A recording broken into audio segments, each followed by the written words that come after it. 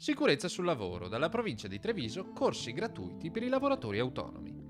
L'iniziativa viene dall'assessore Michele Noai, che in qualità di coordinatore del tavolo tecnico provinciale sulla salute e sicurezza nei luoghi di lavoro, nei giorni scorsi ha coinvolto lavoratori autonomi e collaboratori familiari operanti nei settori dell'agricoltura, dell'edilizia e dei trasporti, in un progetto formativo dal titolo Tutela, volto a fornire conoscenze specifiche di normative sulla materia. Da parte della squadra del tavolo di coordinamento della sicurezza, quindi Spisal, provincia di Treviso, le organizzazioni sindacali, siamo riusciti, grazie appunto a questa sinergia, a questa collaborazione, a coinvolgere finalmente i lavoratori autonomi, cioè quelli che non hanno dipendenti tra le proprie maestranze, quindi con difficoltà riescono a conoscere quelli che sono gli obblighi di legge per quanto riguarda la sicurezza. Abbiamo spedito 9.500 mail a tutti i lavoratori autonomi grazie alla collaborazione anche di Camera di Commercio che ci ha fornito le mail, e siamo riusciti appunto a far capire loro l'importanza di essere aggiornati sul tema della sicurezza sul lavoro,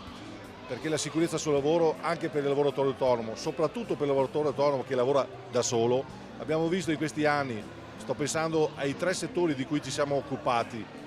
agricoltura,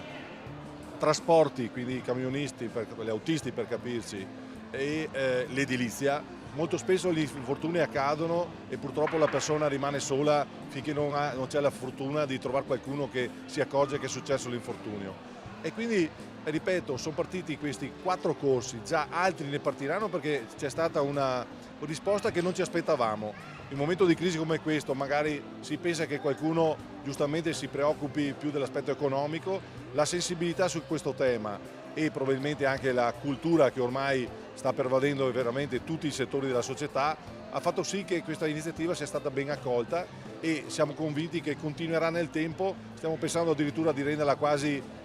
organica, quasi strutturale, proprio perché ha avuto un successo importante, e siamo altrettanto convinti che quello che andremo a dire, che gli operatori degli Spisal andranno a dire a questi,